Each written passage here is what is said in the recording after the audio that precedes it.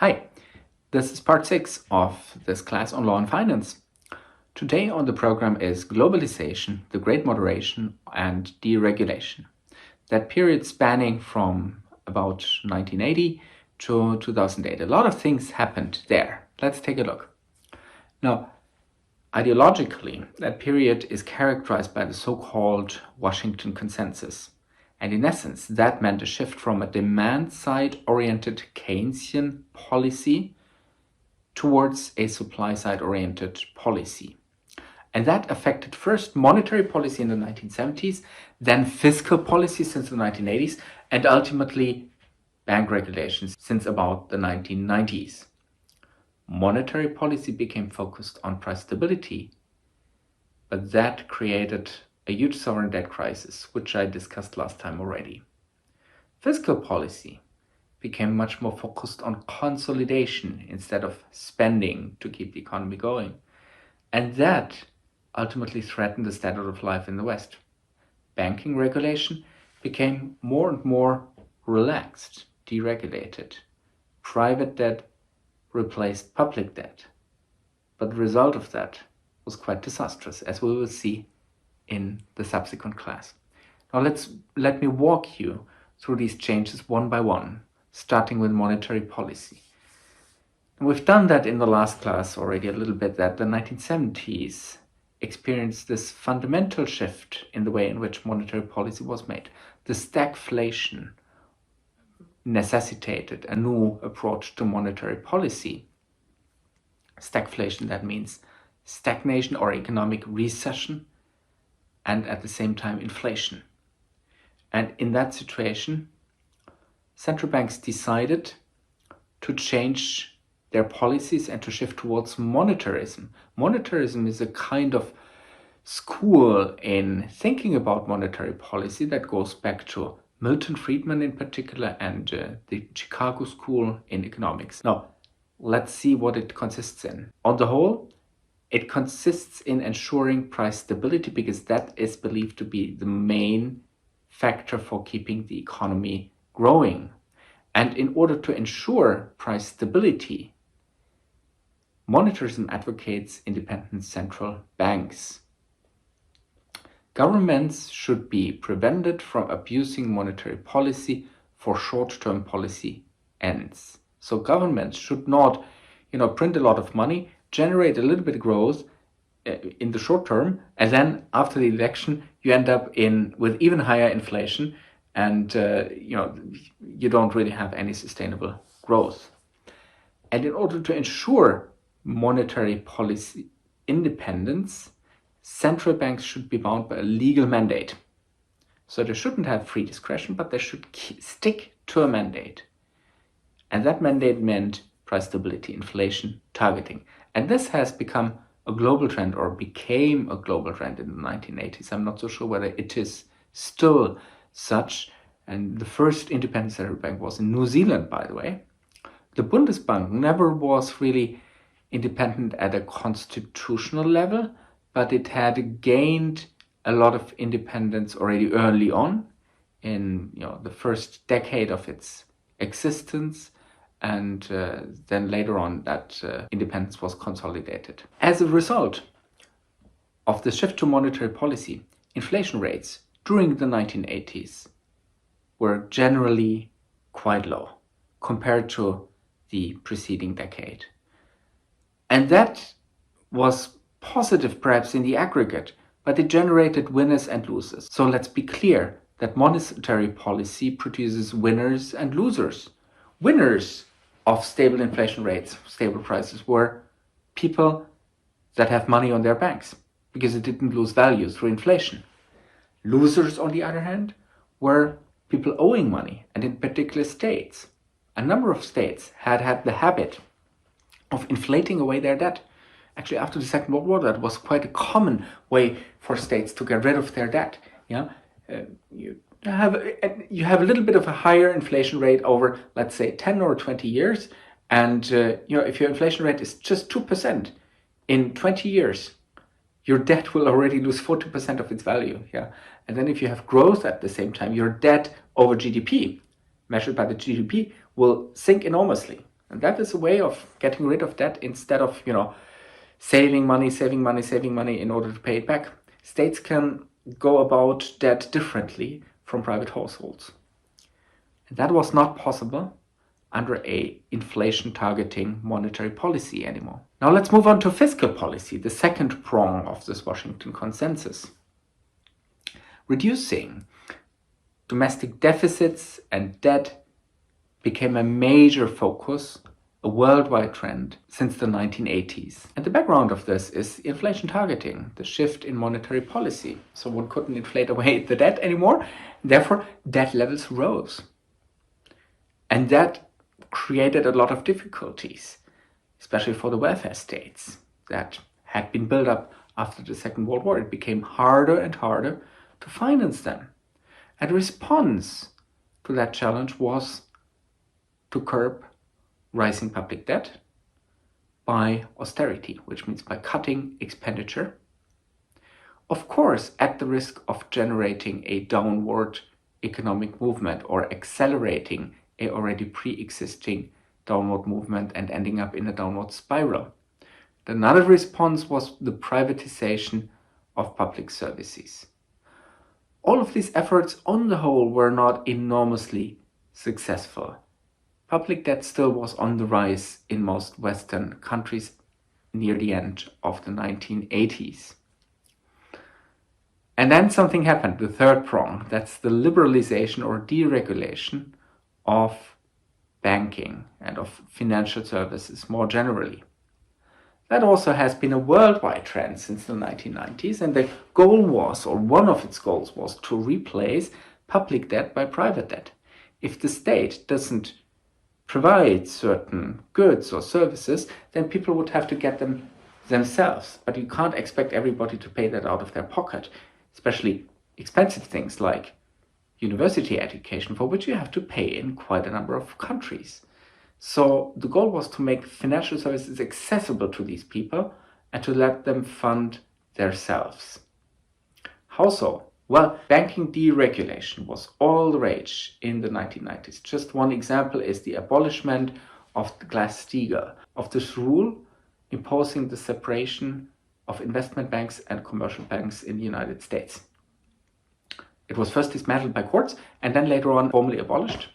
And that meant that banks could expand their range of activities and diversify the portfolio of things which they offered, offer integrated services between commercial, classical banking and investment banking.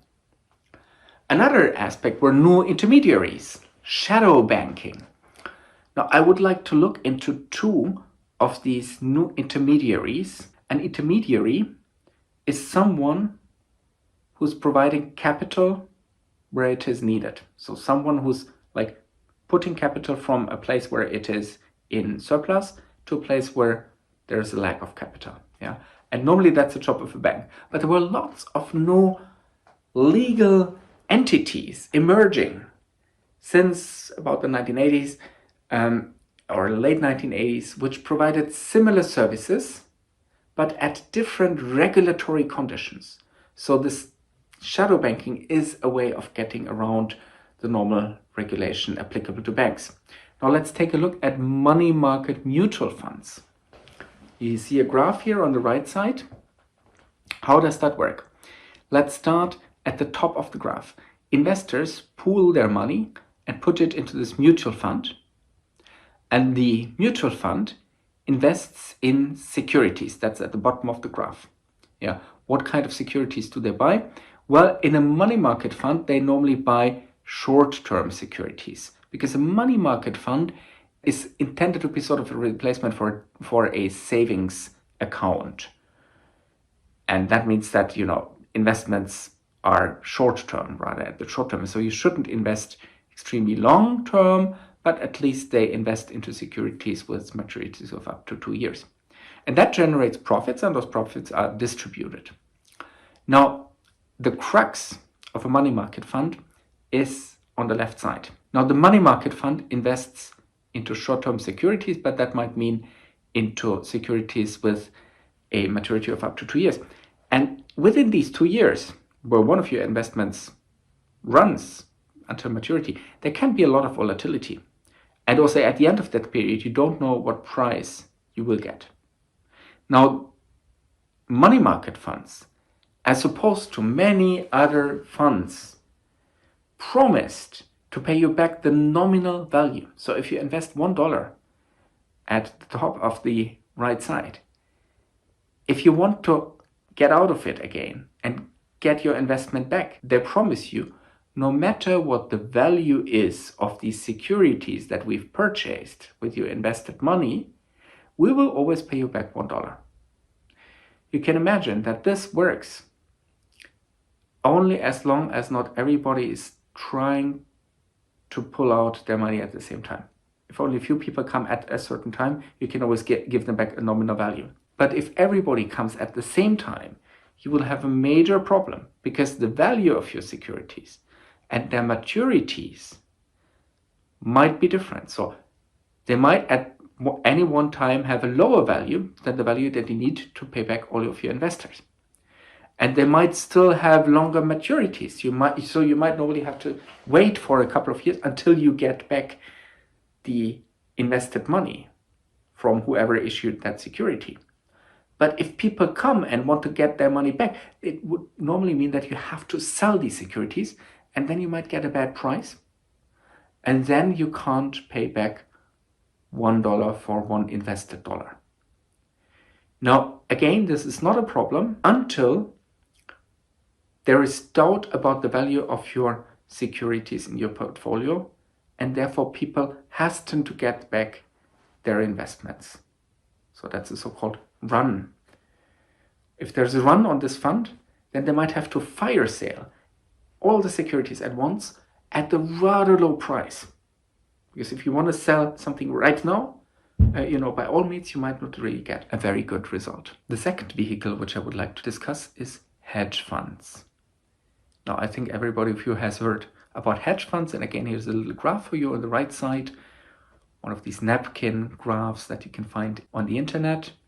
And what's the point about a hedge fund? Well, a hedge fund allows riskier investments than people would normally engage in, because investors pool their money.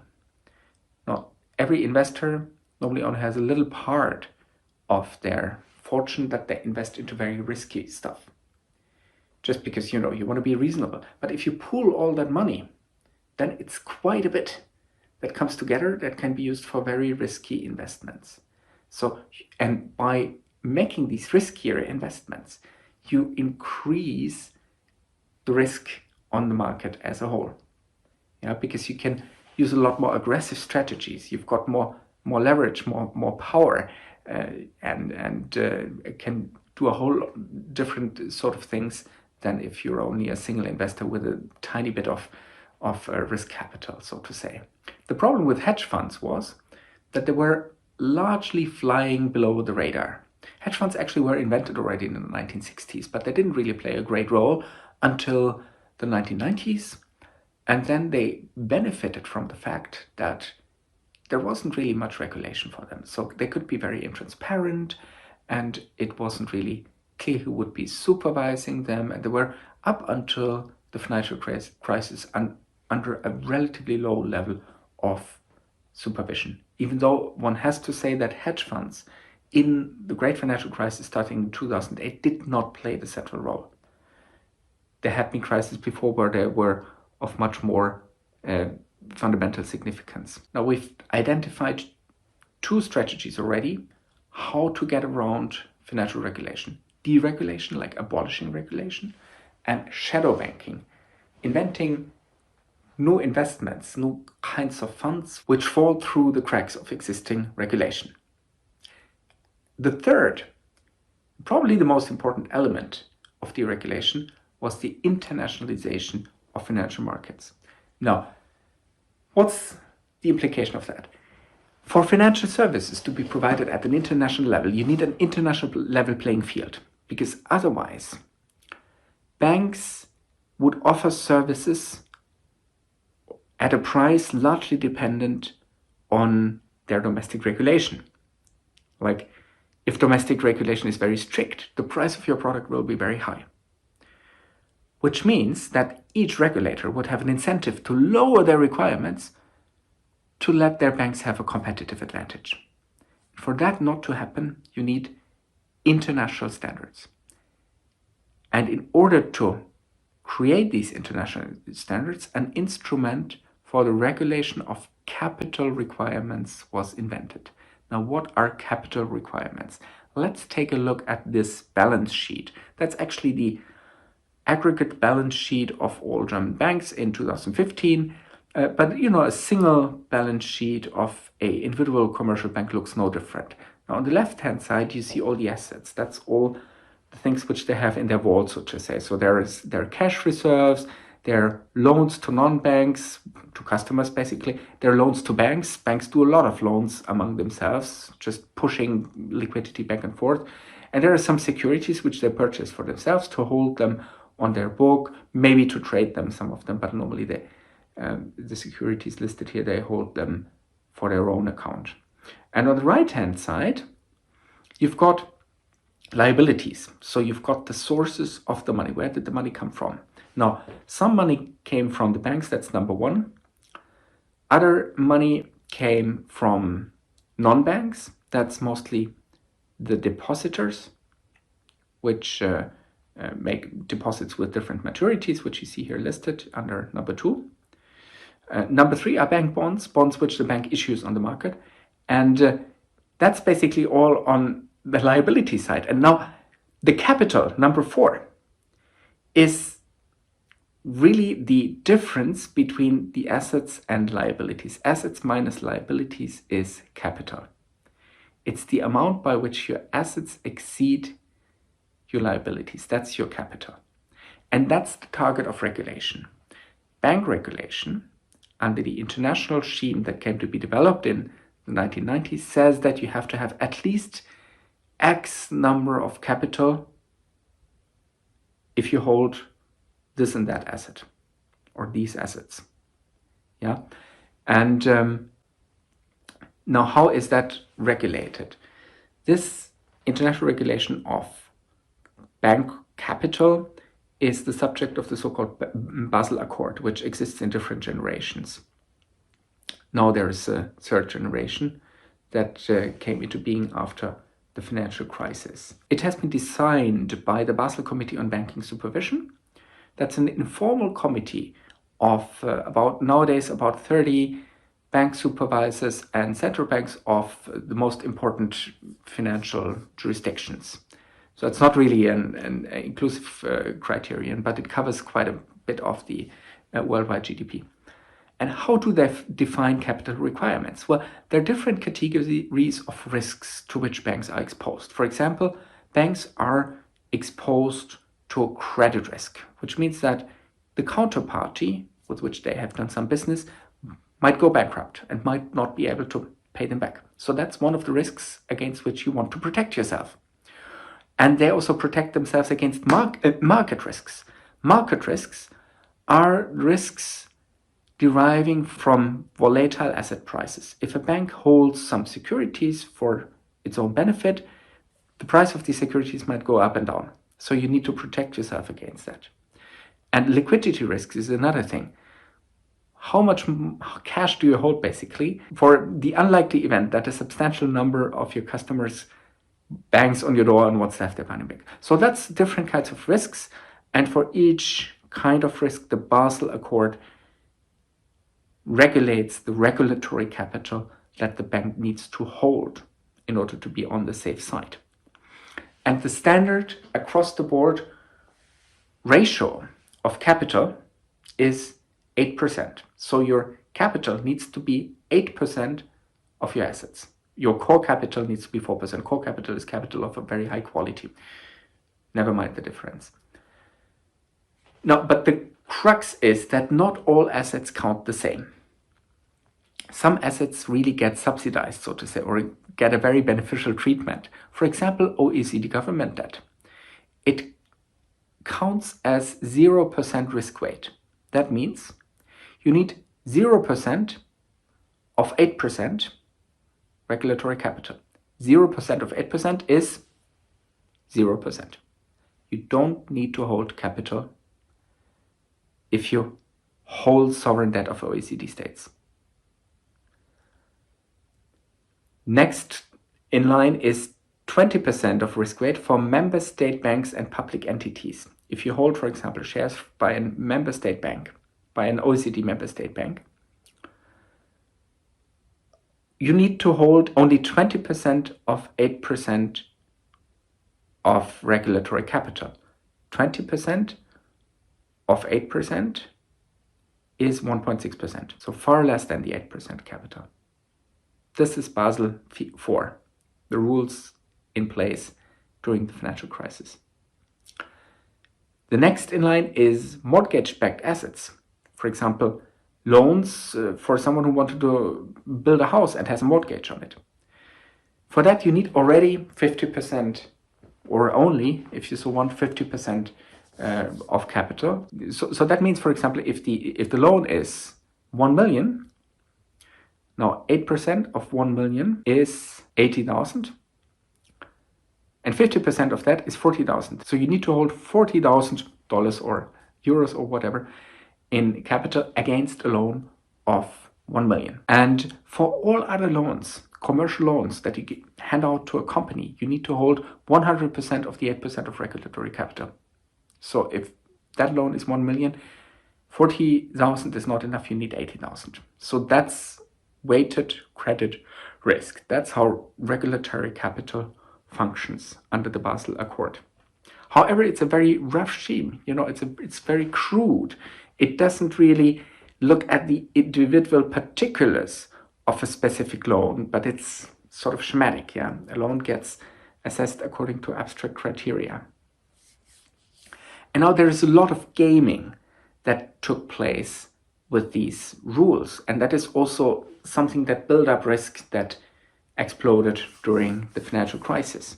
Now, what happened? For example, in the field of credit risk, there were two ways in which you could calculate the credit risk for a specific asset. The standardized approach means that you use credit ratings. So a credit rating agency gives you a rating, and then if it's A plus or whatever, or A plus plus or A plus plus plus plus, you need less regulatory capital. You might need only 50% or 20% instead of 100% of 8%. So sorry for the many percentages. Now, the consequence of using credit rating agencies ratings for regulatory risk weights are well known. Mind you, the banks paid the rating agencies for issuing these ratings. And they had an immediate interest in getting very good ratings, because that means that they would be able to save capital. See what happens? Credit ratings were often overly charming and were more positive than they should have been.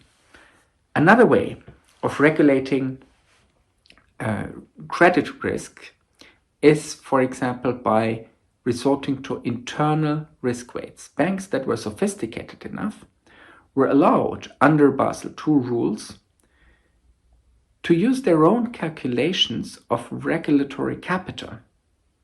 So that means that they basically could be their own regulators. And within certain limits, they could decide about their own regulatory capital. Another way of saving capital is by securitization. That was also something that played a huge role in the financial crisis. And if you're interested in the details, I recommend that you read Chapter 3 of Katrina Pistor's book, where she describes one such example of securitization. For here, suffice it to say that the goal of securitization was to remove certain assets that the bank wanted to hold from its balance sheet so that you don't need any regulatory capital anymore.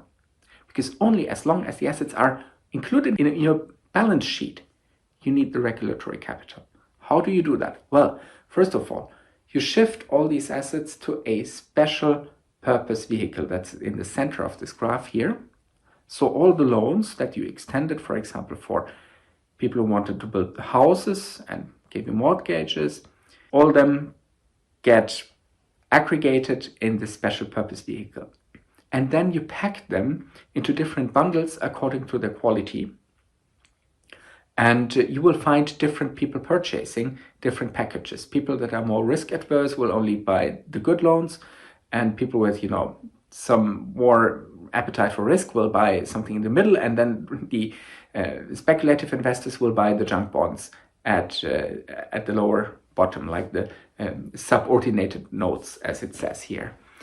And you can also increase the rating that you get for one of these bundles by buying insurance, by buying so-called credit default swaps, which means that if there's a credit event, if there's a bankruptcy, an insurance will pay. Yeah. And for that you get a very, very good rating. You need to pay a little bit of a fee for the credit default swap, but then you get a very, very good rating, so you can sell it at a very, very high price, and it's off your balance sheet.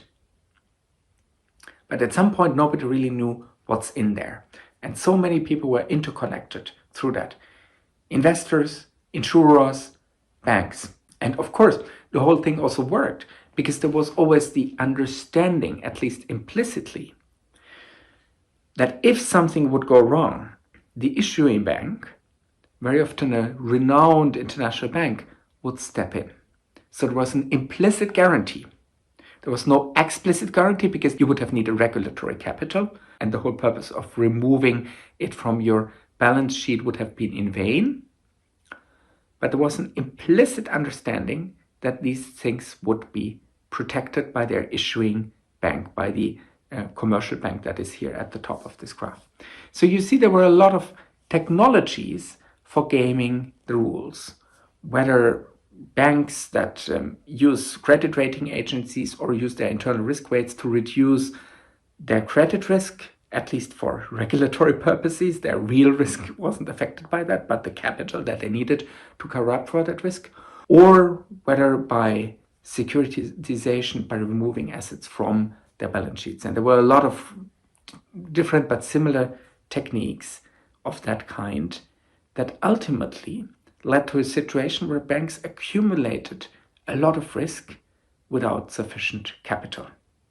What you see, what that smells after? The financial crisis.